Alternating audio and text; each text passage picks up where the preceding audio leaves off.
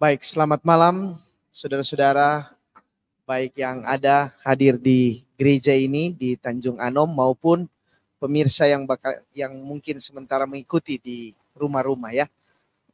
Nah, malam hari ini saya ingin membahas satu topik yang sebenarnya kira-kira 3 atau 4 tahun yang lalu ini menjadi topik yang hangat. Saat ini topik ini tidak terlalu ramai seperti 4 tahun yang lalu. Mengapa? Perlu saudara ketahui pada waktu COVID melanda seluruh dunia, maka terjadi demam atau ketakutan terhadap tinggal di kota besar. Dan kemudian ramai-ramai orang teringat bahwa ada tulisan Nyonya Ellen G. White beberapa ratus tahun yang lalu yang mengingatkan supaya jangan tinggal di kota, tinggal di desa. Nah, masalahnya adalah ada kelompok-kelompok yang sangat ekstrim, yang bahkan mereka jual barang-barang mereka, kemudian mereka pindah ke desa-desa. Ada satu tempat di Amerika Serikat, saya tidak mau sebutkan, mereka mempromosikan, mari kita pindah ke satu tempat. Nggak usah kita tinggal di kota. Dan rupa-rupanya ini bisnis, ya. Bisnis di mana ada semacam developer atau yang jual properti, kemudian dia cari lahan, dia kumpul orang supaya rame-rame pindah ke desa. Memang waktu COVID panas-panasnya orang tertarik sekali. Dan kemudian satu persatu pindah. Saya bahkan diundang untuk berbicara topik ini karena begitu hangatnya orang bilang harus country living, harus keluar. Country living itu adalah bahasa Indonesianya kurang lebih adalah kehidupan pedesaan. Nah, malam ini saya ingin membagikan pelajaran ini, mudah-mudahan ini sudah terbuka.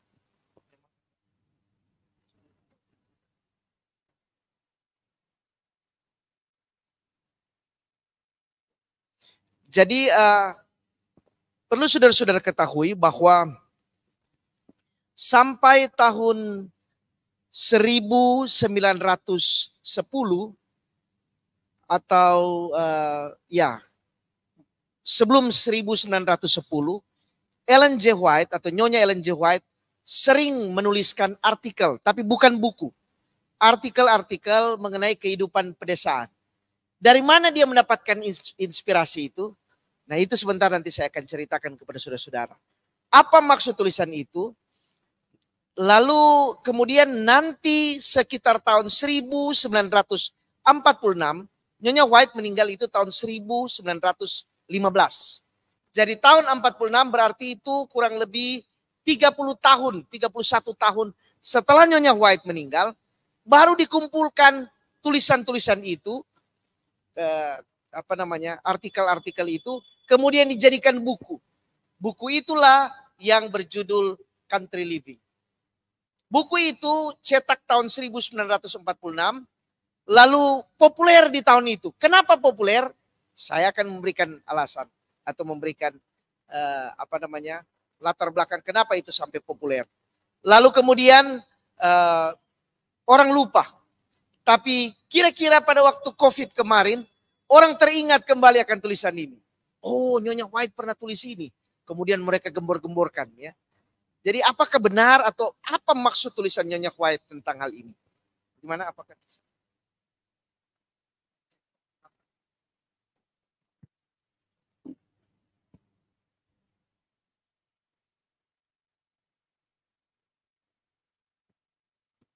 baik, sebelum kita mulai akan acara ini, mari kita tunduk kepala sejenak dan kita berdoa. Bapa kami dalam kerajaan sorga, malam hari ini kami sangat membutuhkan kuasa Tuhan. Bukan hanya hamba-Mu yang berbicara, tetapi semua kami yang mendengarkan, baik yang ada di gereja ini, maupun yang mengikuti program ini melalui YouTube, ataupun Facebook, ataupun media sosial lainnya.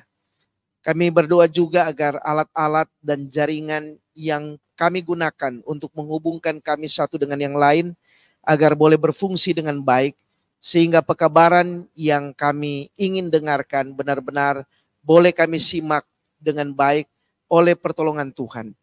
Dan dari apa yang kami dengarkan, biarlah kami boleh mendapatkan satu hal yang positif, yang baik, yang boleh bermanfaat bagi kami, untuk mana kami mempersiapkan diri kami dan keluarga kami dalam menantikan kedatangan Tuhan. Tuhan, segala sesuatu kami serahkan di dalam tangan-Mu. Ampuni kami, orang yang berdosa ini, di dalam nama Yesus, Juru Selamat dan Penebus kami. Amin. Oke, baik. Nah, sudah ada. Kita tinggal lihat di sana. Baik, judul yang akan saya bawakan malam hari ini adalah Country Living atau kehidupan pedesaan, apakah satu keharusan? Ada satu kutipan yang ditulis oleh Nyonya White, kira-kira ditranslate seperti ini. Bisa masuk dia? Keluar dari kota-kota, keluar dari kota-kota. Ini adalah pekabaran yang Tuhan telah berikan kepada saya. Nah, ini statement ini kuat sekali untuk orang-orang tertentu. Mereka bilang, nah ini Nyonya White bilang keluar sekarang, keluar. Jadi akhirnya rame-rame orang berpikir akan keluar dari kota. Oke, kita tunggu dia muncul di sini. Mudah-mudahan dia bisa keluar ya.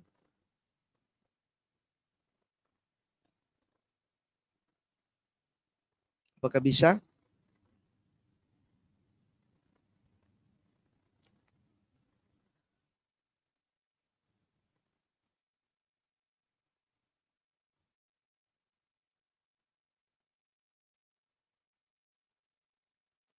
Oke, baik. Sementara kita menunggu dia keluar. Memang ini kelemahannya kalau kita pakai alat-alat.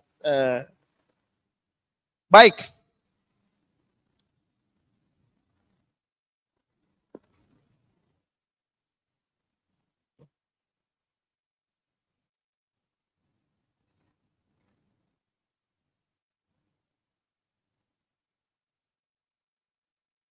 Ini bisa.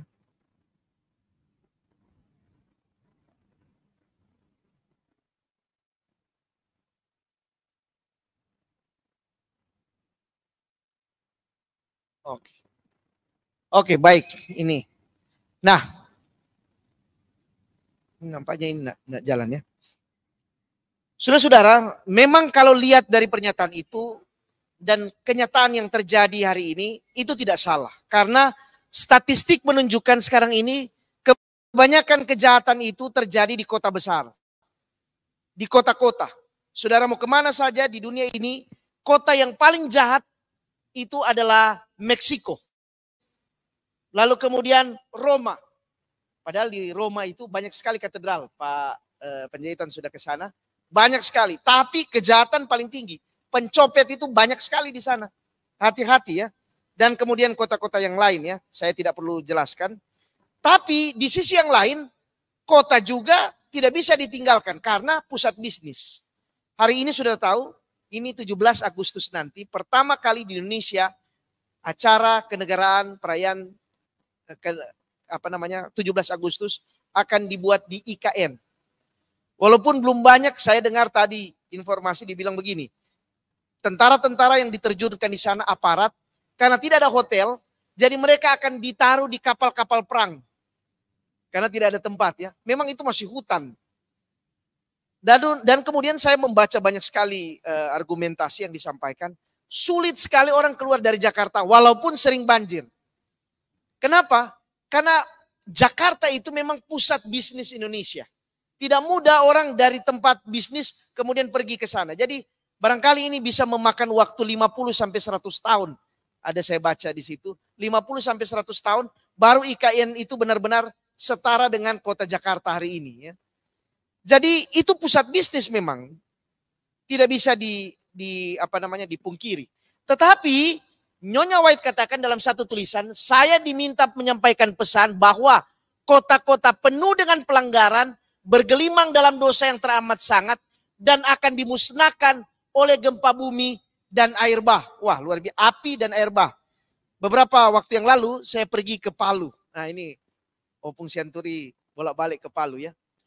Di Palu saudara-saudara beberapa waktu-waktu kejadian setelah kejadian gempa bumi, di Palu lah pertama kali di Indonesia ini ada jenis gempa bumi di mana seperti memutar es cendol.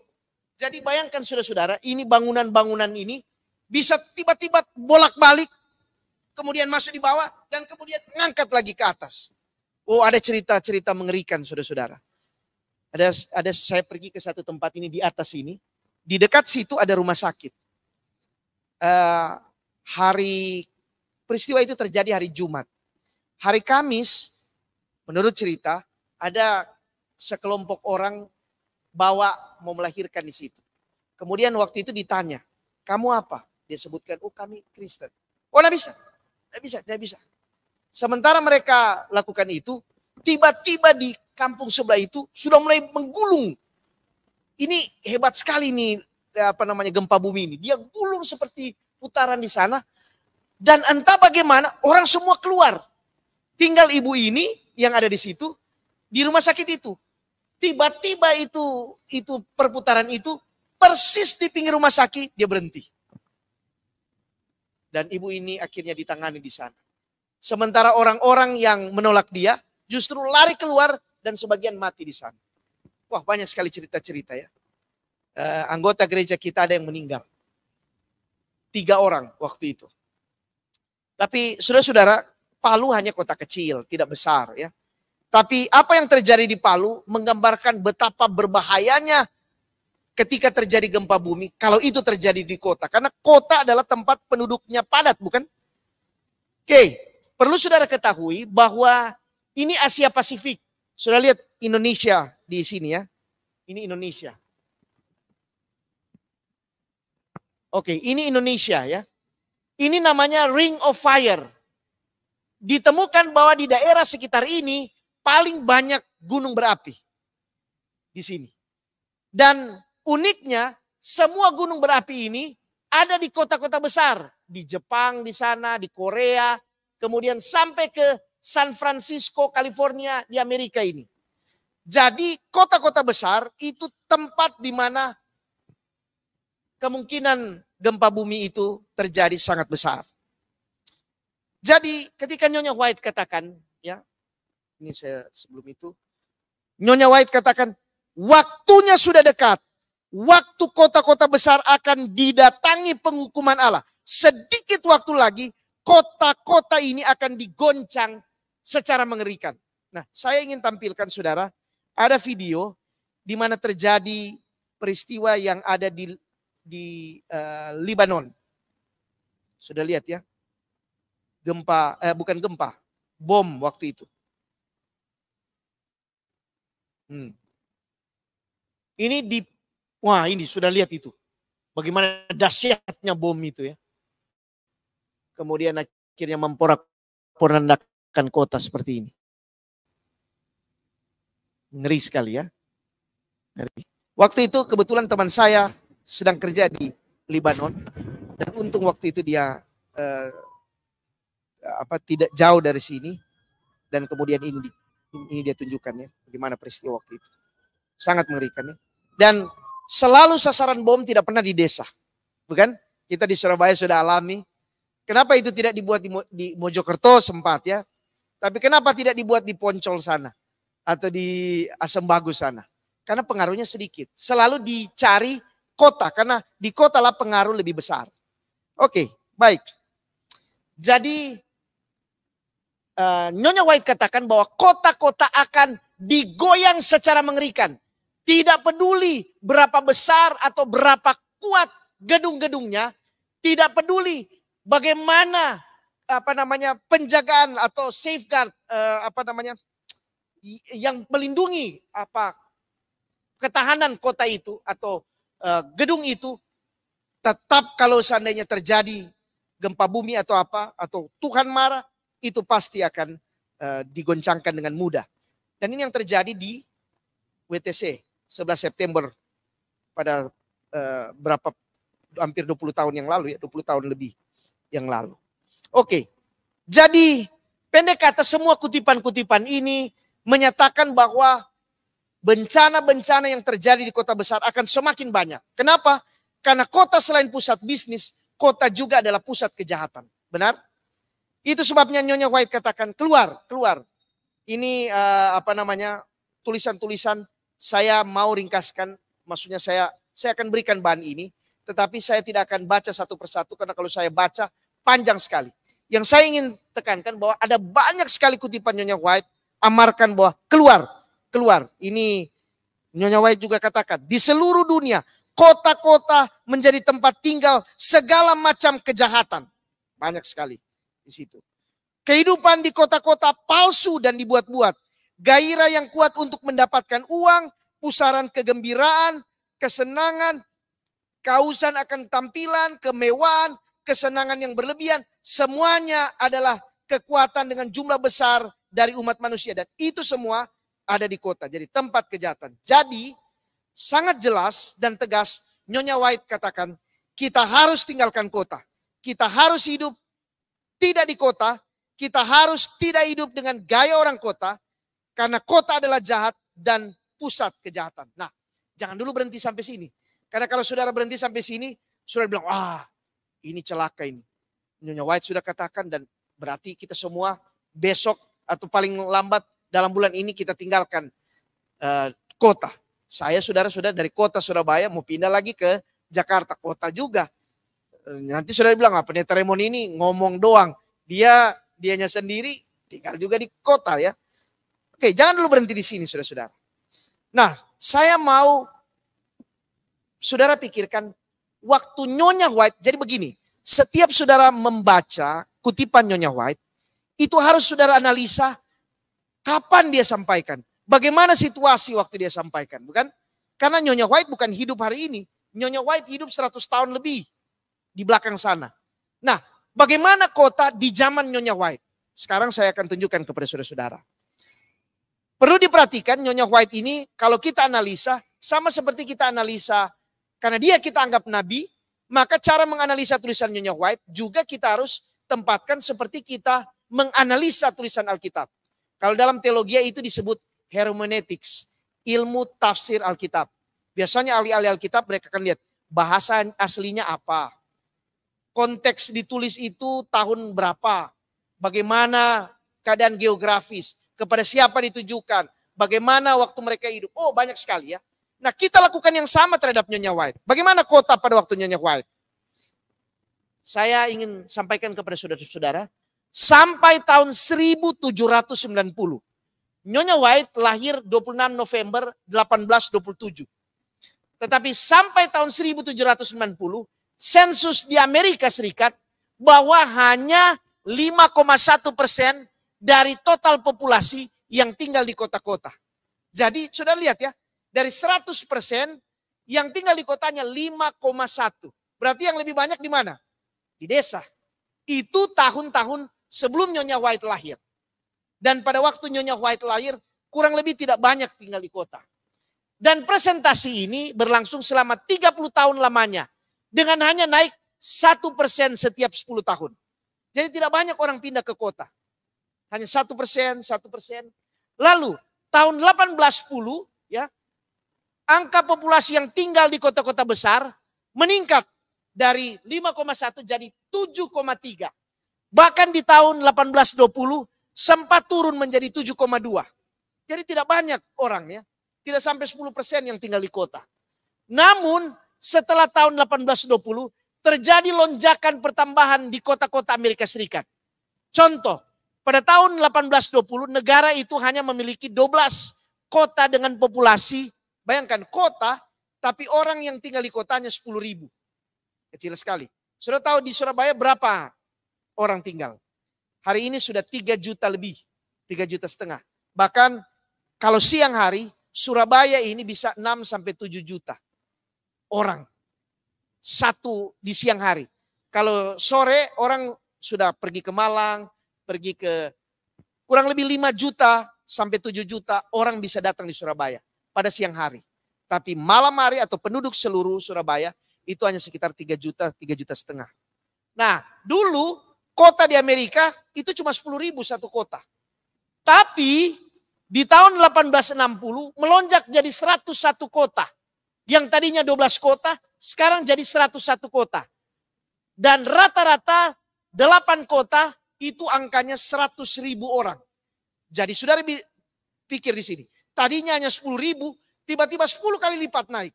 Bahkan ada kota yang 1 juta orang. Ini tahun 1860. Jadi terjadi perpindahan dalam jumlah besar. Pertanyaan, dari mana orang-orang ini ya datang ke Amerika Serikat? Saya akan tunjukkan kepada saudara-saudara. Ini daerah Amerika Serikat ya. Ini tadinya kosong-kosong. Tapi sampai sekarang walaupun Amerika Serikat itu penduduknya banyak. Tapi saudara kalau terbang di daratan Amerika, saudara akan lihat banyak sekali masih ada tempat yang kosong. Karena Amerika itu luas sekali. Bahkan orang katakan mungkin kalau seluruh dunia orang pergi ke Amerika masih bisa tinggal. Karena luas sekali ya. Luas sekali. Oke. Nah ini ada, saya sedikit memberikan gambar. Ini adalah Pulau Ellis Island. Saya sempat pergi ke situ. Jadi kalau saudara lihat ini ada patung Liberty. Ini di depan New York. Tidak jauh dari situ ada Ellis Island. Ellis Island itu apa sih? Itu hanya sebuah pulau.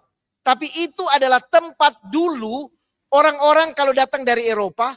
Mereka tidak langsung masuk ke Amerika. Tapi mereka harus dikarantina dulu di Ellis Island ini. Sekitar beberapa minggu mereka di situ. Kemudian dicek sehat atau enggak. Kalau mereka sehat baru mereka boleh masuk ke New York. Tapi kalau mereka tidak sehat, dari pulau itu mereka langsung dipulangkan. Nah saya mau tunjukkan kepada saudara-saudara. Ini Ellis Island ya. Kebetulan saya pernah pergi, ini di depan sini. Ini New York. Ini patung Liberty. Saya sempat pergi ke situ. Ini Ellis Island-nya. Ya. Dulu orang datang di pulau ini, di pulau depan sini, untuk cek. Ya. Oke. Jadi ini dari Eropa. Saudara lihat ini. Imigran-imigran yang masuk 7 juta ini dari Eropa Utara masuk ke sini. Ini dari Eropa 10 juta masuk ke sini. 3 juta masuk ke sini. Belum dari Asia 28.000. Dari ada 243. Pokoknya dari barat masuk ke daerah California, San Francisco, tapi yang dari timur maksudnya, dari Asia masuk dari sini. Kemudian ini dari barat. Jadi Amerika itu dari waktu ke waktu orang ratusan. Dulu waktu Trump sempat dihambat. Tidak boleh masuk. Tapi sekarang di era Biden orang masuk. Saya mau anjurkan kalau saudara mau ke Amerika, hari ini kesempatan. Karena mudah untuk apply visa. Jangan sampai opa ini sudah meninggal. Opa Biden ya, Presiden Amerika. Kalau dia meninggal lain lagi cerita. Apalagi Opa Trump yang ganti. Lain lagi cerita. Oke. Jadi ini di dalam pulau itu saudara akan temukan museum. Ditunjukkan bagaimana orang-orang itu. Dan saudara lihat terjadi imigran banyak sekali di tahun-tahun di mana Nyonya White menulis. Ya. Ini pada waktu Nyonya White hidup, Portland, Maine, tempat Nyonya White tinggal, itu adalah kota besar untuk ukuran saat itu. Populasinya hanya kurang lebih 15.000 orang ya. Atau ini adalah kota terbesar setelah New York dan Massachusetts. Bayangkan kota terbesar di Amerika penduduknya hanya 15.000. Itu waktu Nyonya White hidup ya. Tetapi sampai tahun 1855 kota ini tidak ada rumah sakit. Jadi dulu di Amerika Serikat bayangkan kota tapi tidak ada rumah sakit. Sehingga ketika ada wabah kolera, campak, penyakit jangkrik di sekitar tahun 1835, 1842 banyak korban yang meninggal. Dan rata-rata yang meninggal usia 22 tahun. Ini Amerika sudah di tahun itu. Kesehatan sangat menyedihkan. Itu sebabnya tidak heran 2 anak Nyonya White mati sakit. 1 masih kecil, masih bayi, dan 1 sudah remaja ya. Karena kesehatan waktu itu buruk sekali. Oke. Nah, itu sebabnya Nyonya White bilang bagaimana kota. Tapi tulisan ini adalah tulisan gambaran kota di tahun 1800-an. Ini kadang-kadang digunakan oleh orang hari ini. Padahal tulisan ini menggambarkan tulisan keadaan kota tahun 1800-an yang tadi rumah sakit kurang, kesehatan sangat rendah dan lain sebagainya. Ya. Nah, saudara lihat di sini pertambahan orang masuk ke kota. Ini catatan statistik seluruh dunia. Sudah lihat 1.500 masih kecil sekali, sedikit sekali. Tapi mulai dari tahun 1800, 1900 apalagi 2000 naik tiba-tiba. Orang yang tadinya senang di desa tiba-tiba senang ke kota. Termasuk di Indonesia sini. Dulu Surabaya sepi sekali. Kalau tahun 20, tahun 30 sepi, itu sebabnya apa itu bukan beca, apa itu apa yang pakai kuda, dokar itu ya, bisa lalu lalang di sini di tahun-tahun itu. Tahun-tahun 60-an mungkin masih ada ya, tapi sekarang mana lagi bisa ditaruh di sini? Nggak bisa lagi. Kenapa? Karena sudah berubah. Ini menjadi kota metropolitan. Kurang lebih begitulah yang terjadi. Nah, hal yang lain lagi yang Nyonya White sangat concern adalah pergeseran budaya. Pada waktu orang-orang ini datang, ingat begini saudara-saudara. Eropa di bawah tahun 1700-an, ingat waktu itu sebelum 1700-an, gereja masih sangat berkuasa. Orang masih rajin ke gereja. Protestan masih sering ke gereja. Tapi setelah peristiwa revolusi Prancis 1798, orang tidak lagi pikir ke gereja. Eropa tidak lagi menjadi negara Kristen. Banyak sekali pemabuk. Tapi mereka juga cari uang, cari kerja. Jadi setelah di Eropa mungkin kesulitan kerja, orang bilang, kamu pergi saja ke Amerika. Kenapa? Wah, di California emas, tambang emas baru buka. Dan saudara tahu, begitu dengar emas, berbondong-bondong orang dari Eropa. Dalam cerita, ada yang, bayangkan ini kapal waktu itu hampir 1 bulan saudara. Untuk mau melintas dari Eropa menuju ke Amerika. Ada yang tinggal selama 1 bulan di cerobong asap itu. Mereka tidak peduli, yang penting nyampe Amerika. Ada yang cuman di pinggiran hampir mau jatuh di laut ya. Tapi mereka tidak peduli, yang penting saya nyampe di Amerika. Banyak juga yang tidak nyampe, mati di laut. Kenapa? Karena tiba-tiba orang bilang emas dan kemudian negeri berkelimpahan susu dan madu. Jadi Amerika dianggap sebagai negara yang bisa menghidupkan. Dan gelombang orang pergi ke sana. Nah sekarang masalahnya, tadi saya katakan, sebagian besar mereka tidak Kristen yang tulen. Banyak lagi pemabuk. Masuklah mereka di Amerika. Jadi Amerika yang tadinya orang setiap minggu ke gereja, rajin ke ibadah, dipengaruhi oleh tukang mabuk. Lama-lama jadi pemabuk. Lama-lama mereka berjudi. Lama-lama mereka foya-foya. Dan itu semua banyak di kota, bukan di desa. Oke. Tadinya Amerika di tahun 1700-1800 mereka anti orang Katolik. Di Amerika saudara-saudara, mereka itu didirikan oleh karena filosofi mau melarikan diri dari gereja Katolik. Jadi Amerika tidak pernah ada presiden Katolik. Tapi terbukti di tahun 60-an ada presiden Katolik. Pertama, John F. Kennedy. Nanti hari Sabat saya akan bahas ini lebih detail. Hari ini presiden di Amerika adalah seorang Katolik. Joe Biden adalah presiden kedua yang datang dari gereja Katolik. Di Amerika dulu semua sekolah dimulai dengan berdoa. Waktu memulai kelas itu mulai berdoa. Tapi hari ini dilarang berdoa. Sudah lihat Amerika ya. Perubahan sangat drastis hari. Nanti saya akan cerita hari Sabat nanti tentang bagaimana perubahan yang terjadi. Nah pendek kata, mulai datang orang-orang ini. Dan kemudian akhirnya puncaknya terjadilah perang saudara. Panjang ceritanya tapi kita tidak cukup waktu. Oke, jadi ini gelombang ya. Orang datang dari mana-mana, dari Afrika, dari mana. Semua menuju ke Amerika. Ini jumlah 32 juta orang. Dari tahun 1620 sampai 1914. Sudah lihat di sana ya. Banyak sekali orang ya. Oke. Ini yang orang, kalau saudara pergi masuk museum di Ellis Island, saudara akan lihat ada tulisan-tulisan. The promise of land, more than heaven and earth.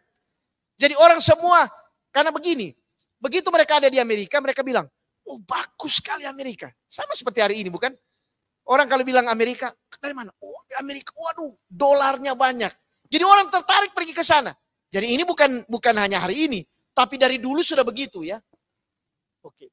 Pendek kata, Amerika akhirnya tempat berkumpul orang dari segala macam latar belakang budaya dan kemudian keadaan sosial. Tidak heran kejahatan bertambah di Amerika. Saya singkatkan waktu. Bahkan presiden jadi pekabaran tentang keprihatinan terhadap kota itu bukan hanya dari gereja Advent saja. Ini adalah presiden Amerika Serikat ketiga, Presiden Thomas Jefferson. Dia bilang begini, kota-kota merupakan ancaman terhadap nilai-nilai Amerika Serikat. Saya pikir pemerintah kita akan tetap saleh, takut Tuhan selama berabad-abad, selama mereka utamakan kehidupan bertani. Ini Presiden Amerika bilang. Tetapi ketika mereka ditumpuk satu sama lain di kota-kota besar, seperti di Eropa, mereka akan menjadi korup dan jahat sama halnya di Eropa. Dan saya memandang kota-kota besar sebagai hal yang berbahaya bagi moral, kesehatan, dan kebebasan manusia. Jadi bukan Nyonya White yang khawatir. Presiden Amerika juga khawatir terhadap perubahan-perubahan ini ya yang saya tunjukkan. Oke. Terus jadi Nyonya White berulang-ulang amarkan di sini. Bahaya kehidupan kota. Bukan hanya Nyonya White. Tua-tua gereja yang lain katakan bahaya di kota-kota. Ini tulisan Nyonya White katakan umat Tuhan telah merasakan kehancuran yang akan datang dari ribuan kota. Malapetaka akan datang. Bencana paling mengerikan dan paling tidak terduga akan kehancuran akan diikuti satu demi satu. Nah, ini kota-kota zaman Nyonya White sudah mulai berubah ya. Karena yang tadi saya ceritakan tadi. Dia ambil contoh Lot. Nah, pertanyaan. Mengenai country living atau kehidupan di pedesaan, apakah ada tulisan khusus yang pernah ditulis dan dijadikan buku oleh Nyonya Ellen G. White sehingga menjadi dasar pemahaman banyak orang untuk hidup ala pedesaan? Jawabannya yang tadi saya katakan tadi. Jadi ini kumpulan tulisan-tulisan Nyonya White, kemudian mereka jadikan buku di tahun 1946. Sudah tahu kenapa ini dijadikan buku? Ini adalah latar belakang tapi saya cepat. Begini. Pada waktu Perang Dunia Kedua terjadi, Perang Dunia Kedua itu tahun 1939 sampai 1945, 6 tahun.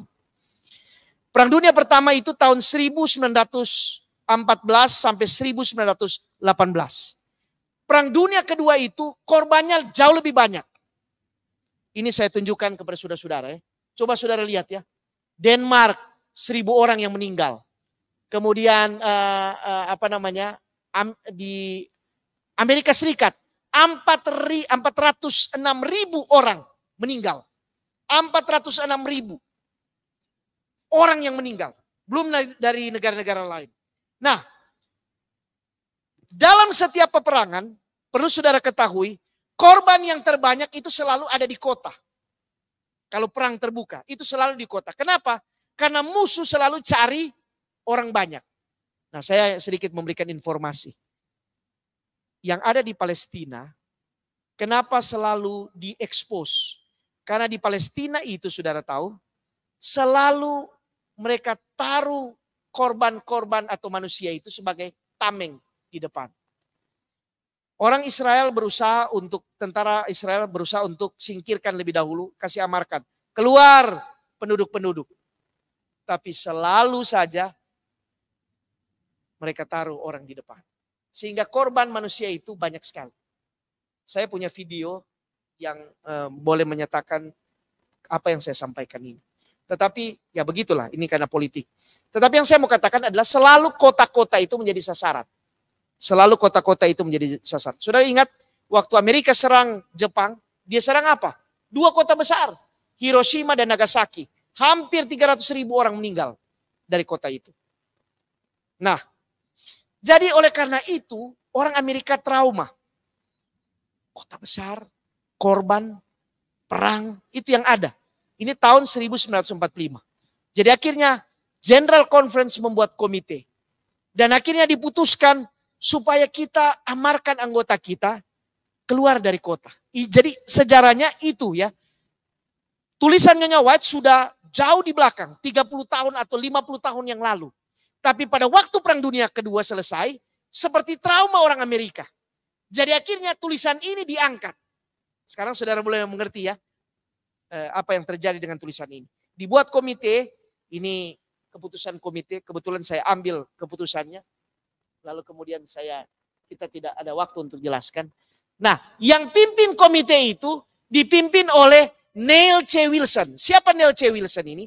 Neil C. Wilson ini adalah ayah kandung dari pendeta Wilson sekarang, Ted Wilson. Dia adalah ketua, waktu itu belum jadi presiden General Conference. Dia waktu itu ketua uni atau ketua daerah, dia yang pimpin.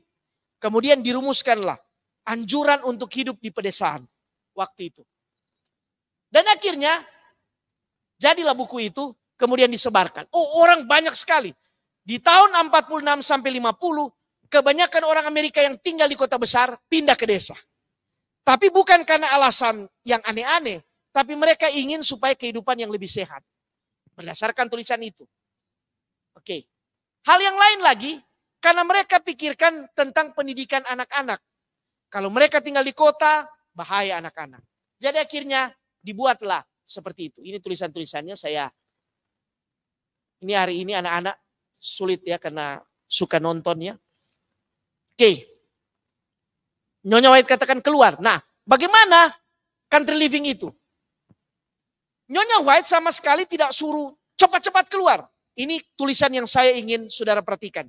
Nyonya White bilang begini, biarlah setiap orang mengambil waktu untuk mempertimbangkan dengan seksama dan tidak seperti orang dalam perumpamaan itu yang mulai membangun tetapi tidak sanggup menyelesaikannya. Janganlah melakukan perpindahan kecuali segala sesuatu sudah dipertimbangkan dengan matang. Segala sesuatu harus ditimbang. Jadi ini tulisan Nyonya White yang paling kuat untuk mengamarkan kepada mereka-mereka yang tergesa-gesa. Mari kita pindah ke desa. Mari kita pindah karena kota sudah kacau. Nyonya White bilang jangan dulu. Hati-hati pindah. Timbang baik-baik. Rencanakan baik-baik. Kenapa harus rencanakan? Saya akan berikan alasan. Sebentar. Ya ini karena pada waktu itu ada banyak orang tulis surat kepada Nyonya White. Waktu Nyonya White masih hidup, sudah ada orang yang tinggalkan kota-kota karena mereka baca tulisan Nyonya White ini.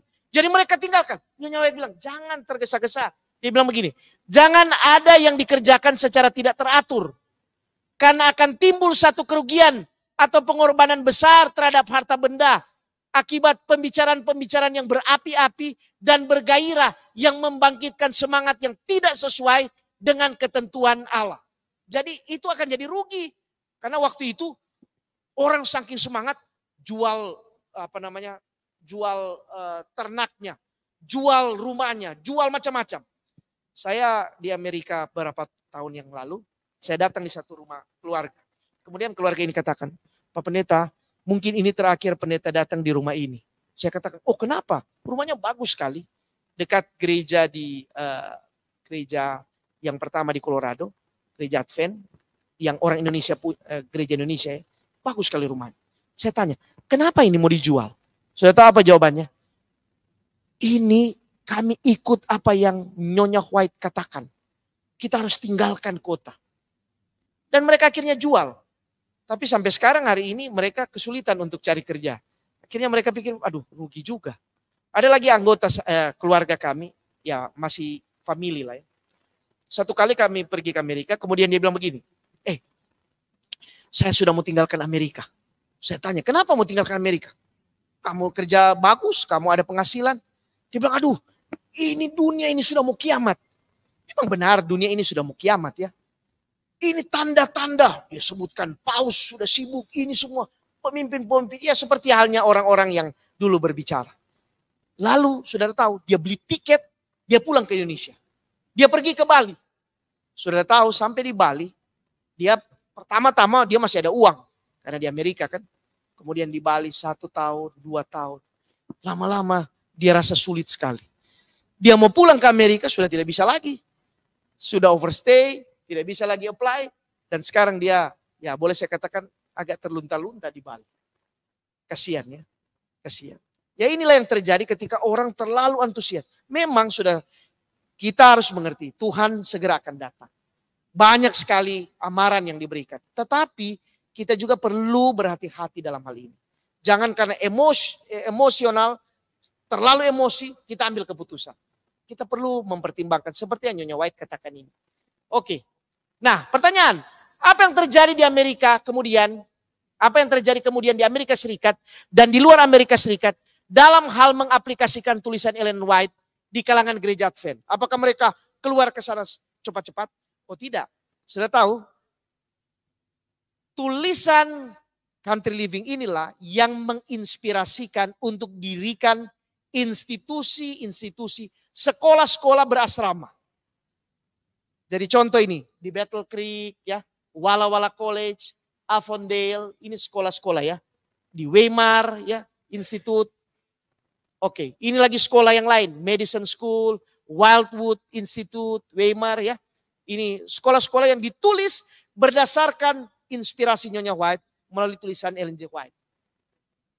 Ini kalau saudara mau baca. Nah, saya pernah pergi ke Andrews University.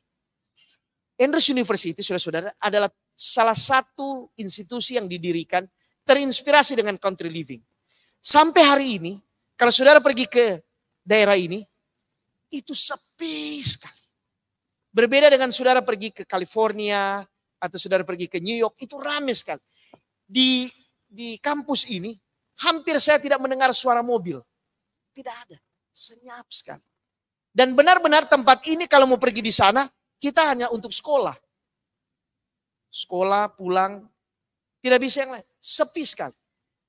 Di awal Andrews University ini berdiri, sama seperti institusi-institusi Advent lainnya, itu selalu memberikan kesempatan untuk mahasiswa student labor. Jadi mereka kerja sambil kuliah atau kerja sambil sekolah. Saya adalah salah seorang yang dari SMP sampai saya kuliah, saya bekerja. Saya pernah jadi tukang masak di dapur, nasi itu, beras, kemudian di sekolah saudara-saudara, saya pernah itu. Tapi pernah juga saya dimarahin karena saya main bola, saya lupa saya sementara memasak nasi dan semua jadi hitam saudara-saudara. Supervisor saya marah sekali. Dia bilang, kamu ini tidak tahu diri. Aduh, saya terasa berdosa sekali. Karena sudah tahu, ini orang sudah mau datang, mau masak, kemudian ini nasi sudah jadi angus saudara-saudara. Akhirnya dikasih, tapi orang semua mengeluh-mengeluh. Dan mereka bilang, ini gara-gara si Raymond sana. Saya tidak bisa bikin apa-apa saudara-saudara karena memang saya bersalah ya. Tapi saya kerja, saya pernah potong-potong rumput, saya pernah menanam, saya pernah jadi janitor untuk asrama dan chapel. Oh banyak pekerjaan. Sampai akhirnya saya tamat ya. Nah di Andrews begitu dulu. Bukannya hanya Andrews. Ini adalah sekolah di Pacific Union College. Di dekat dari tempat Nyonya White tinggal 15 tahun terakhir. Ini juga kampus yang sepi sekali. Pendek kata, kampus-kampus ini terinspirasi dari tulisan Nyonya White mengenai country living. Kenapa? Karena di situ, saudara-saudara, itu selalu kampus-kampus dulu, itu selalu di kota besar. Unai dulu itu jauh sekali di kota. Jauh dari luar kota Bandung ya. Tapi sekarang Unai sudah beda ya.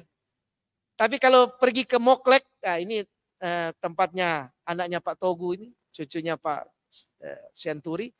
Itu saya pernah pergi juga, itu jauh sekali. Jauh sekali dari kota. Jadi memang anak-anak itu terpisah. Kalau mau pergi ke Bangkok itu jauh sekali. Jadi sepi sekali. Dari situ lahan pertanian luas, makanan-makanan juga lebih murah dari kota. Jadi memang sekolah-sekolah gereja Advent itu ciri khasnya itu jauh dari perkotaan. Tapi sayang sekarang kalau mau jauh dari perkotaan sudah sulit ya. Dulu SLA Prodadi itu jauh sekali. Saudara mau pergi ke sana itu jauh sekali. Tapi sekarang ke Lawang dekat ya. Dekat sekali ke kota ya. Tapi sekali lagi itu ya. Yang ini di Pacific Union College. Kemudian, hang dia. Boleh di... Nggak jalan dia.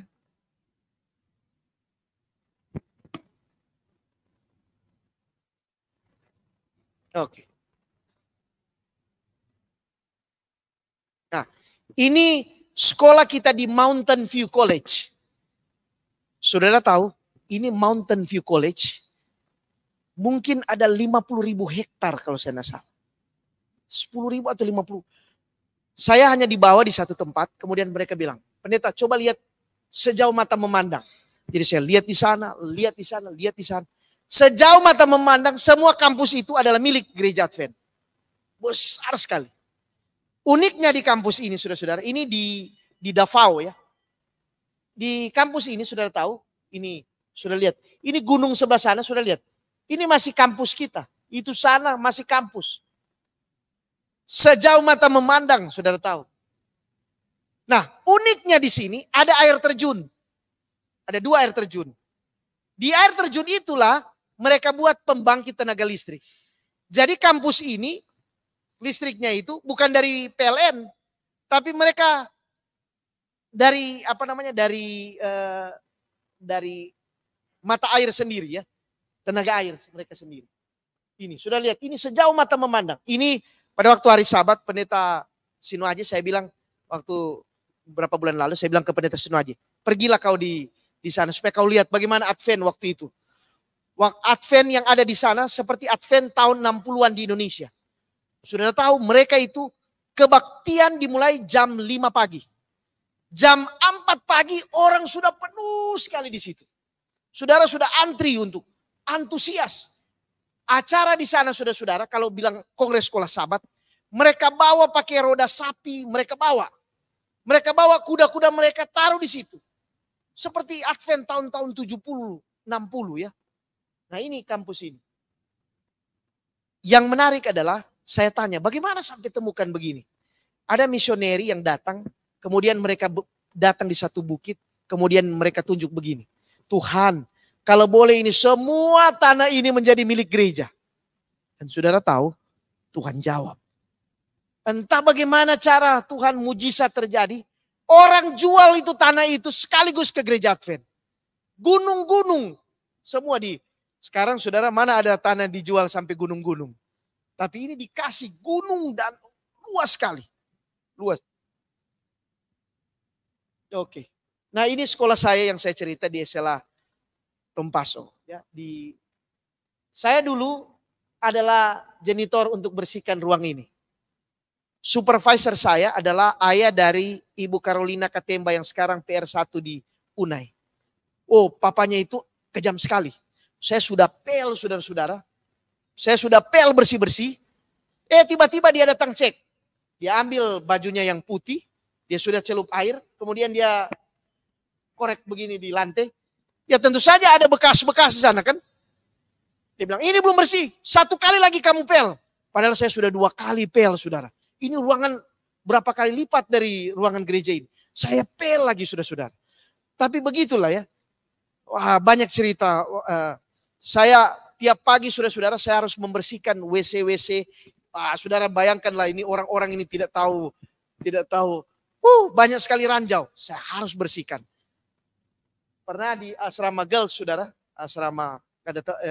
Bukan asrama girls. Di tempat di mana perempuan biasa.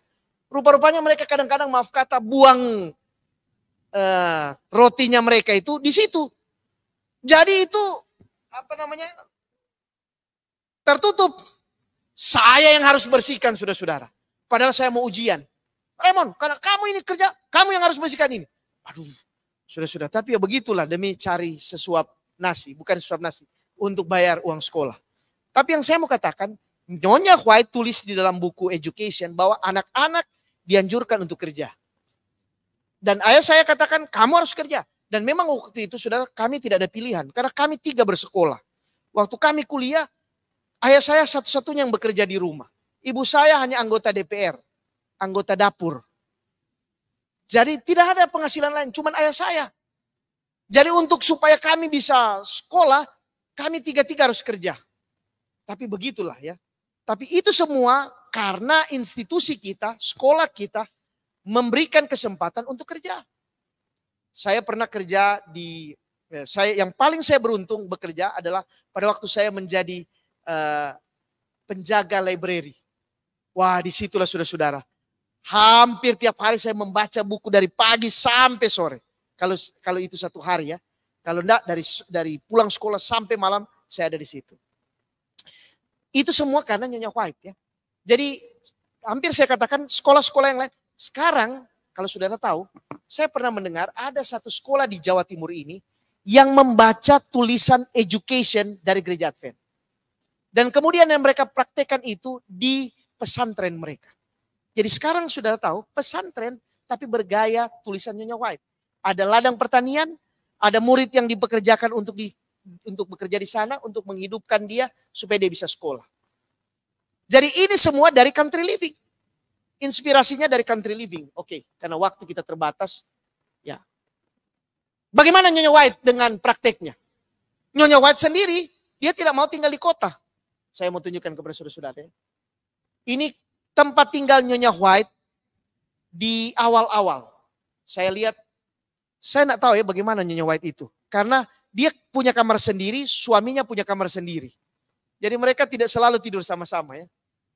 Rumah kecil sekali, sangat sederhana, tapi disitulah mereka tinggal. Ini di daerah Battle Creek ya, di dekat Andrews ya. Ini tempat tinggal dari tahun ini rumah ya. Dan Nyonya White katakan, saya tidak bermaksud, saya tidak akan pernah tinggal di dalam dan mendekati satu kota. Jika itu memungkinkan bagi saya untuk berada di mana saja di tempat yang lain. Dia tidak mau tinggal di kota. Ini Nyonya White. Dan dia buktikan, dia tidak pernah tinggal di kota. Walaupun dia pernah bekerja di kota. Nyonya White 15 tahun terakhir, dia tinggal di namanya Elms Haven. Kalau saudara pergi ke San Francisco, kira-kira ada beberapa mil ke atas, itulah Elms Haven. Tapi Nyonya White rumahnya besar ini ya. Sudah lihat ya. Jadi kalau sekarang ada orang yang kadang-kadang terlalu strict di country living, kita harus yang sederhana. Lah sedangkan penulisnya rumahnya besar. Iya. Mewah juga ya. Coba sudah lihat. Makanya saya kadang-kadang dengar orang yang berbicara, mereka kadang-kadang tidak tahu lihat situasi ya. Ini rumah dari Nyonya White, saya masuk ke dalam. Cukup mewah saudara-saudara.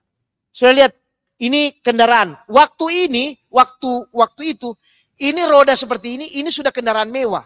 Belum mobil baru satu-satu. Tapi ini sudah mewah. Dan ini ke dalam rumahnya ya. Nah ini dalam rumahnya sudah lihat di sana. Ini orisinil ya. Seperti aslinya. Ini penjaganya. Sudah lihat. Mejanya juga bagus. Sementara saya di rumah bertahun-tahun tidak ada meja saudara-saudara. Ya. Ini tempat tidurnya juga bagus. Sudah lihat. Ini ada mesin jahit. Ini ada tempat Nyonya White menulis. Tempat tidurnya bagus. Saya belum ada tempat tidur saudara-saudara. Pindah di Jakarta kami tidak lagi tempat tidur. Istri saya katakan, cepat beli tempat tidur. Saya katakan sabar nanti kalau sudah gajian ya. Karena memang situasi ya. Saya ada tempat tidur sini tapi saya harus tinggalkan karena rusak semua sudah tidak bisa dibawa ke. Ada organ. Ini barang mewah ya di rumah Nyonya White ya. Artinya ini ada stove untuk membakar. Jadi ini dari tahun 1800-an. Jadi tidak buruk-buruk amat. Nah sekarang orang mau lebih buruk dari Nyonya White. Bagaimana ini ya? Ini dalam rumah. Sudah lihat ini. Kan bagus ini. Ada telepon. Zaman itu ya. Walaupun hanya tidak seperti sekarang. Tapi ada. Nah ini rumahnya. Ini perabotnya. Ini tempat Nyonya White biasa menulis. Sudah lihat ini. Apa namanya? Meja riasnya. Bagus juga kan? Coba jual di sini. Jutaan. Oke. Nah. Apakah Nyonya White hanya membicarakan tentang country living? Tidak. dia juga bicarakan tentang bagaimana penginjilan di kota. Jadi Nyonya White itu seimbang. Dia bicara kita harus keluar kota, tapi kita jangan lupakan tugas untuk menginjil di kota. Ini tulisan-tulisannya. Saya tidak cukup waktu. Bahkan Nyonya White bilang, our restaurants must be in the cities. Jadi kita harus buat restoran bahkan di kota. Nyonya White bilang, in the cities, we are to have houses of worship as memorials for God. Jadi di kota kita perlu dirikan gereja, tempat untuk ibadah kepada Tuhan. Di kota, tapi tinggalnya di desa. Tapi ini sulit juga kita aplikasikan ya. Maksudnya coba bayangkan, saya tinggal di Sumberokas, bergereja di Tanjung Anom. Tiap Sabat, berapa duit itu dari sana ya? Lihat konteksnya. Kalau di Amerika, kota dan desa itu kalau saudara pergi, tetap kelihatan agak jauh. Maksudnya tidak terlalu sulit seperti kita di Indonesia ya. Oke. Nah, Nyonya White bahkan pernah pergi ke Eropa, di kota-kota. Sama seperti sebelum Pak Panjaitan ke Eropa, Nyonya White juga sudah. Dia pergi ke Eropa. Dia pergi ke, dia pergi ke Swiss, dia pergi ke Denmark, ke Norwegia, Swedia, dan semua itu di Prancis. Dia khotbah di kota besar. Dia khotbah di kota besar. Dia pernah pergi ke, di Italia inilah yang saya katakan tadi, dia pergi ke daerah Waldensia, dan di situ dia dapat inspirasi. Dia pergi ke sana. Ini kalau tahu cerita orang Waldensi, bagaimana mereka hidup. Jadi orang Waldensi itu tinggal di pelosok-pelosok, tapi mereka menginjil di kota. Mereka bekerja di kota, mereka pulang lagi di sana. Secara sembunyi-sembunyi. Tapi kalau mereka didapat, mereka dibunuh dengan cara sadis. Dan Nyonya White terinspirasi di sana. Itu sebabnya dia tulis buku Country Living. Oke, saya pikir ini dia pergi ke... Ya. Jadi apa yang saya mau katakan, bahwa ini adalah institusi yang didirikan atas inspirasi Nyonya White. Ini dulu di desa sekali, tidak terkenal. Tapi sekarang di Amerika Serikat, Loma Linda menjadi pusat kesehatan terbesar milik gereja Advent dan paling terkenal. Dulu ini di desa, sekarang ini sudah jadi kota, saudara-saudara. Saya kebetulan pernah pergi ke situ, kemudian saya lihat ya. Oke. Masih panjang lagi tapi waktu kita terbatas. Yang saya ingin kita perhatikan di sini adalah, jadi ini kesimpulan terakhir sebelum kita tutup. Apakah country living sebuah keharusan? Jawabannya adalah, jika dilihat dari situasi kehidupan perkotaan dan pengaruh-pengaruh terhadap perkembangan tabiat dan pertumbuhan rohani, maka country living adalah sesuatu yang mendesak harus dilakukan. Tetapi ada catatan di sana. Tidak bisa dilakukan secara terburu-buru dan gegabah tanpa adanya persediaan atau perencanaan yang matang. Kenapa? Karena kalau ikut Nyonya White, kita bukan hanya tinggal di desa, tapi harus ada lahan pertanian untuk kita berkebun di sana. Yang berikut, jangan lupa country living ini menyangkut aspek kebutuhan terhadap diri kita dan keluarga kita. Sementara penginjilan perkotaan adalah aspek kebutuhan orang lain tentang kabar keselamatan. Menyangkut akan hal ini banyak sekali tulisan Nyonya White. Jadi mana yang penting? Kita perhatikan diri kita atau kita menginjil? Kalau baca tulisan Nyonya White, dua-dua penting. Kebutuhan kita tinggal di desa, tapi menginjil juga jangan diabaikan. Oke. Mudah-mudahan dengan tulisan ini saya berharap kalau nanti ada orang masuk ke gereja ini, kemudian sebarkan pekabaran tentang country living. Saudara boleh gunakan ini untuk menangkal itu. Saya memberikan beberapa topik-topik ini karena inilah yang sering diperdebatkan hari ini di gereja-gereja. Saya mau itu ada di dokumen itu di tangan saudara, supaya kalau ada orang datang, saudara tahu untuk mengatakan, oh kami tahu ini tidak benar, yang benar adalah ini. Karena seringkali mereka gunakan tulisan Nyonya White. Tapi yang mereka gunakan adalah tulisan yang lain, tapi mereka abaikan yang ini. Jadi tulisan-tulisan ini untuk menangkal kalau seandainya ada serangan yang datang. Semoga Tuhan akan memberkati kita. Mari kita semua tunduk kepala dan kita berdoa. Bapa kami dalam kerajaan sorga, Di akhir dari pembahasan ini, kami akhirnya menyadari bahwa Tuhan memberikan amaran melalui hamba-Mu Nyonya White untuk kami hidup di pedesaan. Guna kami boleh hidup lebih sederhana. Menjauhkan diri dari berbagai godaan dan pengaruh-pengaruh dunia yang ada di kota. Kami hidup lebih sehat di desa. Kami boleh menghidupkan gaya hidup yang sederhana. Sehingga dengan kesederhanaan itu kami boleh lebih sehat dan kami juga boleh membagikan berkat kepada orang lain yang membutuhkan lebih banyak. Namun Tuhan ingatkan kami. Sementara kami berpikir untuk tinggal di pedesaan ataupun mulai menghidupkan gaya hidup sederhana seperti halnya orang di desa. Di saat yang sama juga Tuhan ingatkan untuk kami boleh berperan penting dalam menginjil di kota-kota.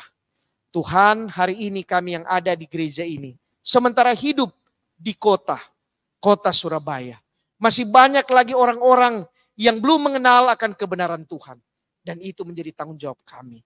Tuhan, tolong kami agar kami boleh menjadi alat-Mu dalam membagikan pekabaran masa kini yang boleh bermanfaat bukan hanya bagi orang-orang di sekitar kami, tapi siapapun yang kami boleh temui, entah itu di tempat pekerjaan kami, entah rekan bisnis kami, atau siapapun, sehingga akan banyak orang yang ikut bersama-sama kami dalam menantikan kedatangan-Mu.